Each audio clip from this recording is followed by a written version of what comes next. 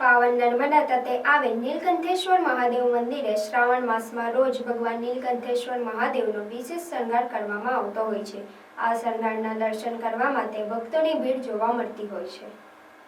ભરૂચ અને ગુજરાત સહિત અનેક રાજ્યમાંથી દર્શન માટે આવતા શિવ ભક્તો માટે જાડેશ્વર નીલકંઠેશ્વર મહાદેવ મંદિર આસ્થાનું કેન્દ્ર છે, જેનું સાવલીવાળા સ્વામીજીએ 12 માસમાં નિર્માણ પૂર્ણ કર્યું હતું। શ્રાવણ માસ દરમિયાન નીલકંઠેશ્વર મહાદેવ મંદિરે ભગવાનને વિશેષ શણગારથી ભગવાનનો શણગાર કરવામાં આવતો હોય છે, જેના દર્શન કરવા માટે પણ સમગ્ર રાજ્યમાંથી લોકો અહીં આવતા હોય છે। નર્મદા સ્નાન કરી નીલકંઠેશ્વર મહાદેવના દર્શન કરી શિવ ભક્તો ધન્યતા અનુભવતા હોય છે। અહીં સાધુ સંતો અને પરિક્રમાવાસીઓ માટે રહેવાની અને જમવાની વ્યવસ્થા નિઃશુલ્ક મંદિર પરિવાર દ્વારા કરવામાં આવતી હોય છે। શ્રાવણ માસમાં હજારોની સંખ્યામાં ભક્તો નર્મદા સ્નાન કરીને મહાદેવ મંદિરના દર્શન કરવા વહેલી સવારથી જ ઉમટી પડતા હોય છે।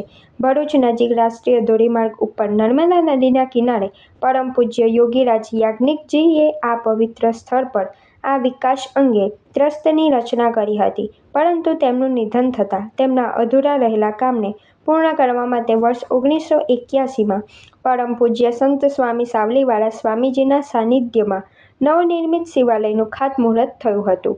આ શિવાલયનું નિર્માણ કે જે આજે નીલકંઠેશ્વર મહાદેવ તરીકે ખ્યાતિ પ્રાપ્ત છે, ગુરુ પૂર્ણિમાના પાવન પર્વ પર ભુવનનું ખાતમુહૂર્ત કરવામાં આવ્યું હતું। તે નીલકંઠેશ્વર મહાદેવ મંદિર લાખો લોકો માટે આજે આસ્થાનું કેન્દ્ર છે।